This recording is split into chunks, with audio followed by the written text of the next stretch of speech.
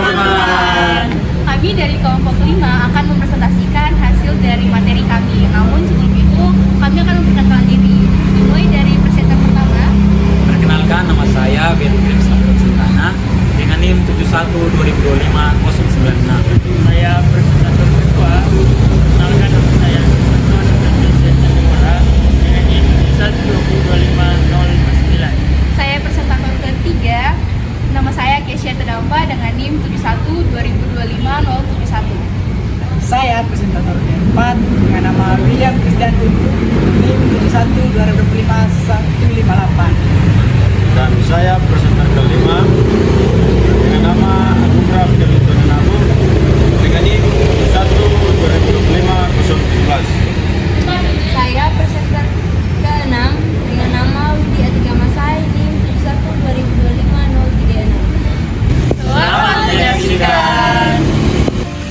Halo teman-teman, saya akan menjelaskan tentang materi presentasi kelompok kami yang berjudul Akar dan Perkembangan Reformasi Gereja, Luteranisme, Gerakan Baptis, Calvinisme, serta Tantangan Kontra-Reformasi. Di dalam judul kami terdapat 6 poin pembahasan. Sebelum kami menjelaskan yang ke-6 poin ini, saya akan terlebih dahulu menjelaskan tentang latar belakang kami. Pada abad ke-16, Martin Luther mempelopori Gereja Reformasi untuk menentang penyalahgunaan wewenang Gereja Katolik dan menegaskan bahwa keselamatan diperoleh melalui iman dan kasih karunia Tuhan. Gerakan ini melahirkan Lutheranisme dan mendorong munculnya aliran lain seperti Baptisan dan Calvinisme yang berpengaruh besar di Eropa. Sebagai tanggapan, Gereja Katolik melakukan kontra-reformasi melalui Konsili Trente. Namun, perbedaan antara Katolik dan Protestan memicu konflik besar, termasuk perang 30 tahun yang mengubah tatanan politik dan keagamaan di Eropa.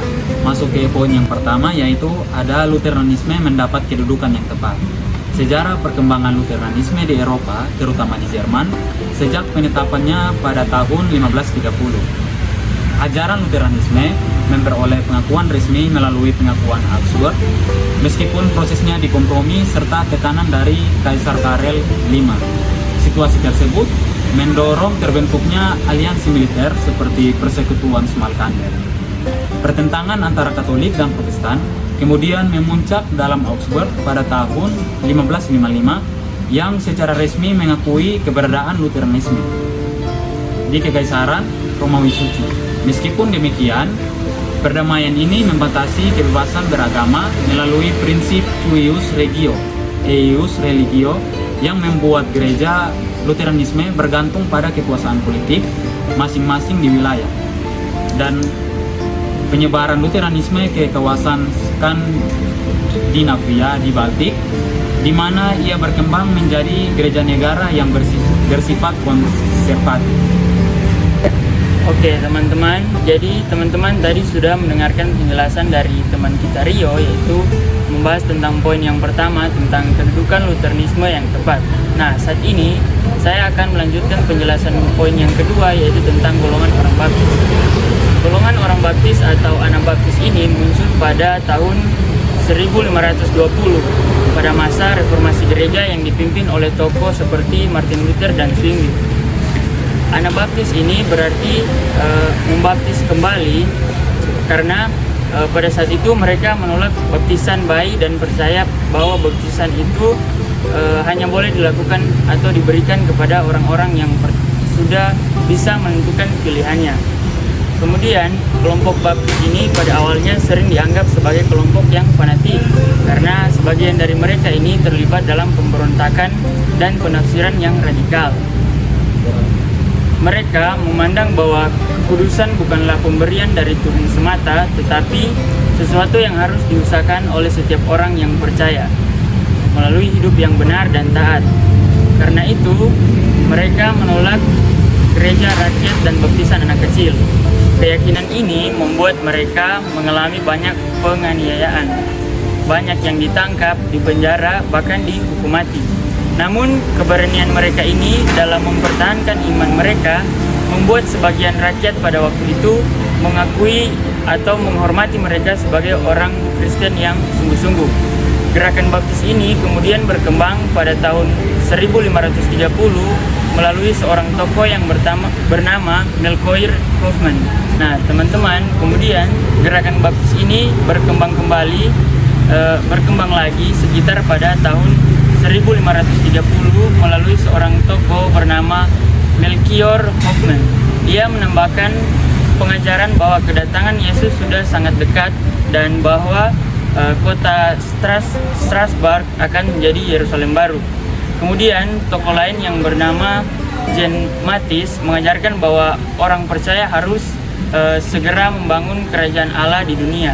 Jadi setiap orang percaya itu harus membangun kerajaan di seluruh dunia. Kemudian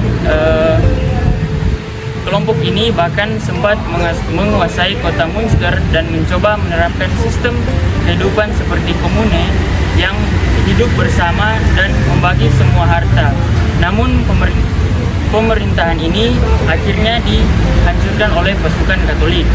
Setelah peristiwa itu, semangat yang ekstrim dari kelompok tersebut itu mulai mereda. Orang baptis ini kemudian memutuskan untuk hidup lebih tenang dan tidak terlibat dalam pemberontakan lagi. Tokoh yang paling berjasa menata kembali kelompok ini adalah Menno Simons dari Friesland. Karena pengaruhnya yang begitu sangat besar, para pengikutnya ini disebut sebagai Mennonit.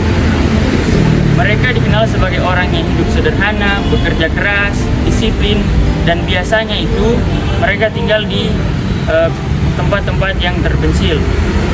Hingga sekarang jemaat Mennonit ini masih ada, termasuk yang pernah mengabarkan Injil di daerah Jawa di sekitar Gunung Muria.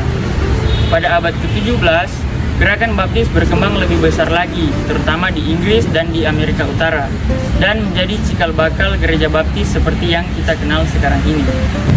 Halo teman-teman semua, tadi kalian telah menyaksikan materi yang kedua soal golongan-golongan baptis. Sekarang kita akan masuk kepada materi yang ketiga, yaitu tentang Calvin. Pasti sebagian dari teman-teman sudah tahu soal siapa sih Johannes Calvin. Dan di sini saya akan menekankan soal biodata dari Johannes Calvin ini. Jadi Johannes Calvin adalah seorang reformator besar dari Prancis, lahir pada 10 Juli 1509 di Noyon, Prancis Utara. Ia awalnya dipersiapkan untuk menjadi rohaniawan sebelum beralih mempelajari ilmu hukum dan humanisme di Universitas Paris. Setelah ayahnya meninggal pada tahun 1531, Calvin kembali ke Paris untuk mendalami humanisme. Namun, perubahan radikal dalam hidupnya terjadi pada akhir tahun 1533 ketika ia mengalami pertobatan yang tiba-tiba yang membuatnya meninggalkan pandangan Erasmus dan mengikuti teologia Luther. Calvin kemudian menulis karya besarnya, yaitu soal pengajaran agama Kristen, yang terbit pada tahun 1536. Buku ini berfungsi sebagai katekismus dan tata gereja bagi gereja reformasi. Dalam buku ini, Calvin menjelaskan pokok-pokok iman Kristus dan membahas tata gereja serta masalah negara. Calvin menjelaskan pokok iman Kristen dan membahas tata gereja serta masalah negara. Ia juga menekankan pentingnya disiplin gereja dan pemerintahan Kristus. Setelah didesak oleh Willem Farel, Calvin menetap di Jenewa dan membantu membangun kembali gereja. Namun, Calvin dan Farel diusir dari kota tersebut pada tahun 1538 karena konflik mengenai disiplin gereja. Calvin kemudian melanjutkan studinya di Strasbourg dan menjadi lebih matang dalam pandangan teologi. Ia kembali ke Jenewa pada tahun 1541 dan menyusun peraturan-peraturan gereja. Ia menetapkan 4 jabatan fungsional di gereja, yaitu pendeta, pengajar, penatua, dan diaken. Calvin menerapkan disiplin keras untuk mewujudkan kota yang benar-benar saleh dan menghukum segala perbuatan yang dianggap melanggar moralitas. Ia juga menekankan pentingnya pendidikan dan pelatihan bagi pemuda Calvinis. Pada tahun 1559, Calvin mendirikan Akademi Jenewa yang menjadi pusat pelatihan internasional bagi pemuda Calvinis.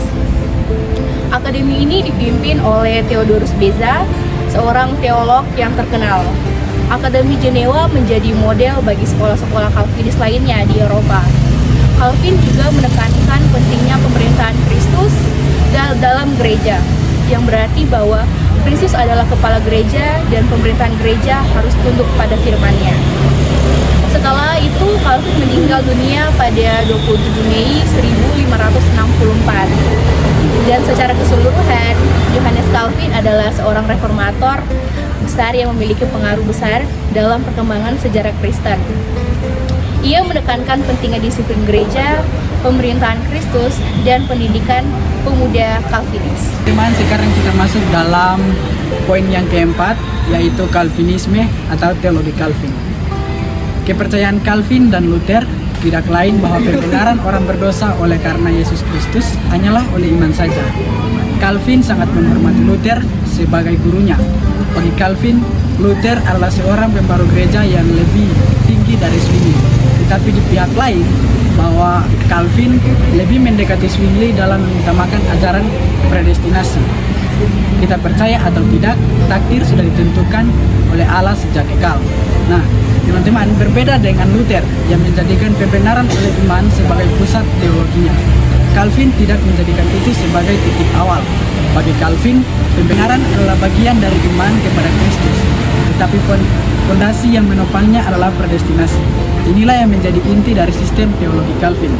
Ia meyakini bahwa predestinasi sudah ditetapkan Allah sejak kekal. Keselamatan manusia dan tidaknya bukanlah spekulasi filsafat, melainkan ajaran Alkitab yang fundamental. Doktrin ini bertujuan untuk memberikan jaminan keselamatan bagi orang percaya. Jika titik tolak Luther tentang pengalamannya sebagai orang berdosa yang mendapatkan anugerah dari Tuhan, maka titik tolaknya Calvin adalah kehormatan Allah. Di hadapan Allah, manusia hanyalah makhluk kecil. Doktrin ini tidak menjadikan manusia pasif, tapi sebaliknya. Orang yang telah dipilih Allah justru terpanggil untuk mempersembahkan seluruh hidup dan perbuatannya bagi kemuliaan Allah. Nah, teman-teman, Calvin juga mengajarkan bahwa ada dua bentuk gereja yang tak terlihat adalah semua orang pilihan Allah, dan gereja yang terlihat yaitu lembaga gereja yang tampak di dunia, yang berfungsi sebagai tempat di mana anugerah Allah disalurkan kepada umat Kristen melalui firman dan pelaksanaan sakramen. Calvin juga memperjuangkan otonomi gereja, bahwa gereja harus ada campur tangan dari pemerintah. Orang Kristen wajib tunduk pada pemerintah sesuai dengan Roma 13, karena pemerintah adalah hamba Allah. Tetapi ketaatan itu ada batasnya. Jika pemerintah memerintahkan sesuatu yang dengan jelas melawan firman Allah, maka orang Kristen wajib lebih taat kepada Allah daripada pemerintah, yang meskipun sebagai hamba Allah, tapi mereka hanyalah manusia biasa.